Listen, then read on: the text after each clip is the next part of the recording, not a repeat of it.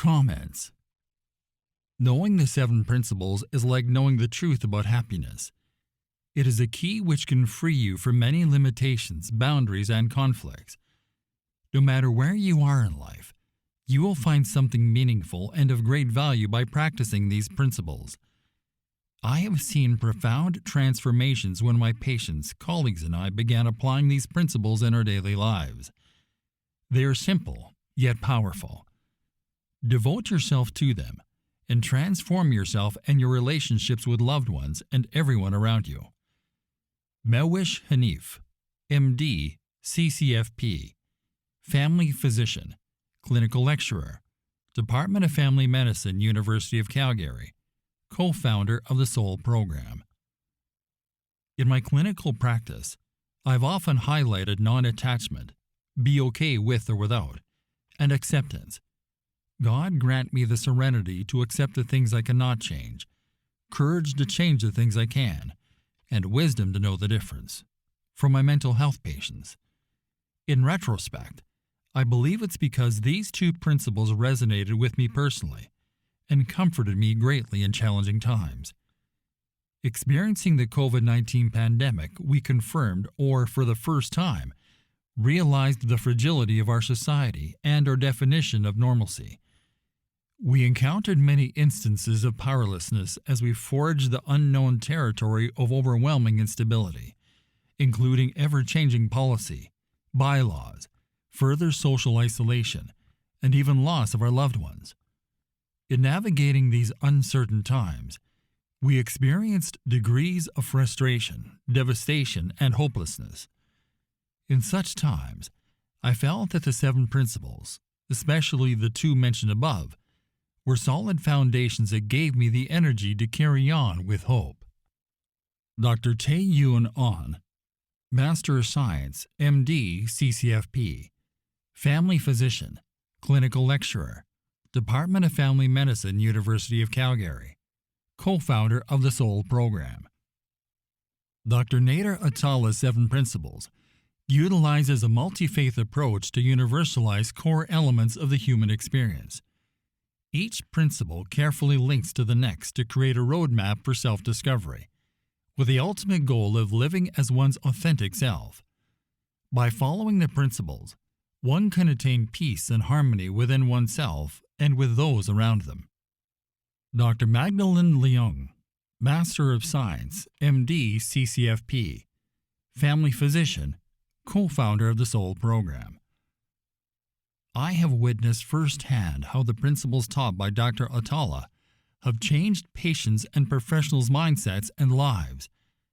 All seven principles are significant and serve us and others well when used appropriately and applied often. Each one complements and works harmoniously with the others to provide balance, purpose, and peace in our lives. They are uncomplicated reminders of how to find value in ourselves and nature, and leave others better than how we found them. The ones most impactful to me are non-attachment, acceptance, and powerlessness. I love the idea that we will be okay with or without in all situations, despite what or who we have or don't have. This idea that our happiness is not dependent on things, but how we choose to embrace life. The principle of acceptance is also beautiful, in the sense that we believe others, despite their behavior, are trying their best with the tools they have and experiences they've had. This thinking removes blame and frees us to assume the best of people. Powerlessness is important because regardless of your perspective on religion or spirituality, you can surrender your burdens to something bigger than yourself, which is humbling and freeing.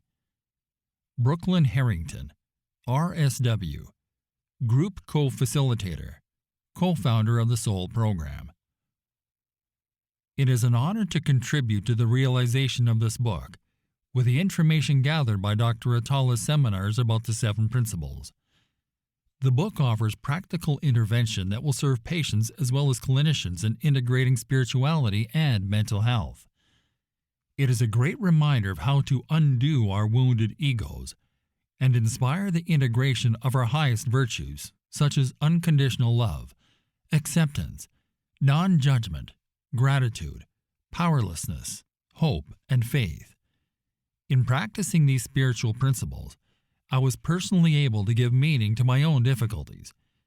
My suffering was an occasion for deep transformation, a movement toward wholeness and inner peace. And in true humility, this is a lifetime path. As a new mother blessed with a child after many years of infertility struggles, these spiritual principles will serve me for the rest of my life. Nobody is exempt from suffering, but we can all make it an occasion to grow. Rather than simply be given a prescription and diagnosis, we need tools to balance our biopsychosocial and spiritual health. The goal of the therapist is to offer the best conditions so that our true nature can operate. Dr. Nader Atala is a true doctor of the soul. I am grateful for this book, which gives practical tools to guide us back to wholeness, and for his devotion to the well-being of all. Melissa Valliere, RN. The 7 principles on which Dr. Atala bases his methods of healing and self-awareness have a place in every being's life. No matter age, gender, religious belief, or background, each principle will resonate and improve one's quality of life greatly when practiced. One may find gratitude will flow naturally as a byproduct of practicing the other 6. Unconditional love and non-judgment enables one to let go of a need to control others and see that all of us harbor good and not so good qualities. They enable us to be okay and press forward despite the hurt or disappointment as a result of another's actions. We also can have boundaries whilst loving unconditionally. The ever-pressing journey to continuously surrender to life's hurdles and triumphs is supported through non-attachment and acceptance. Personally, these 2 principles, all supported by the legendary Dr. David Hawkins, may be the toughest I will work on throughout my life. But if I or we do not, there is more likelihood of becoming psychologically stuck in the inevitabilities of life. I hope everyone that comes across a copy of this book takes the time to read and reflect, as it will create a personal paradigm shift for the better. Katrina. When I am lacking in the principle of non-attachment, whether I'm attached to a person, an ideal of that person, an expectation, a hope for something I have no control over, or a wish that things could be different, the attachment alone creates almost debilitating anxiety. Anxiety that makes it difficult to concentrate on anything, let alone live a productive life. When I can move myself to a place of non-attachment and accept that things are what they are, and the future will be what it is meant to be, I find peace and the ability to live my life more freely. Sonia. How the 7 principles helped me in my personal life and contributed to the journey towards recovery. Non-attachment. My career as a bookkeeper defined me for decades. Upon retirement, there was a void in my sense of self. Over the last 11 years, I have learned that there was much more that described me as an individual. Acceptance. I had more difficulty learning to accept people than situations or events. I thought that either people should change or I could change them. Neither is possible. Accepting people the way they are, good and bad, is the only way I can effectively get along with them. Non-judgment. The best tool I have to help not judge those around me is to put myself in their shoes. Just because my addiction has not left me homeless does not give me the right to look down on those who are. Everybody has a story, and I know the names of some of the people who collect bottles in my alley. Acknowledging them with a smile is good for both of us. Gratitude. One of the things I am most grateful for is our robust healthcare system. Other than a few glitches along the way, it has saved me from dying from HIV and enabled my partner to have brain surgery. I do put in much effort to navigate and access the system. Hope. The light at the end of the tunnel is my mantra for recovery. Though I can barely stay sober for 3 weeks, the skills I am learning from therapy and pharmaceutical help give me hope. Without them, I would surely die of alcoholism. Unconditional love. I receive unconditional love from my 2 dogs and give it in return. This model is so simple that it is easy to extrapolate to my partner and eventually to all those around me. Deistically, I am focusing on my partner and family first, then my friends and acquaintances. Powerlessness. The concept of powerlessness has 2 dimensions for me. First is that over alcohol. As stated in step 1 of Alcoholics Anonymous, it is the unimaginability of my life that I have trouble defining. The second is my powerlessness over people, places, and things. Once I realized that I have little or no influence over most of everything that goes on in the world, the path to surrender became much more visible and uncluttered. Gordon. I have been a patient of Dr. Atala for 3 years. I first sought treatment due to my battle with anxiety, which at times was debilitating.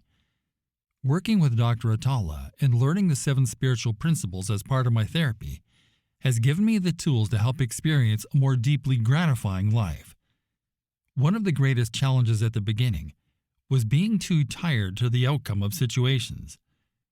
As I learned about non-attachment and applied it to my life, I felt myself becoming okay to be with or without. My periods of anxiety started to decrease, and the acceptance of my powerlessness began to grow. I am incredibly grateful to Dr. Atala for his loving guidance, support, and encouragement. As I learn to adopt and apply each of these 7 principles, I am drawn closer to my higher power and filled with the unconditional love that is needed to live life to the full. Terry.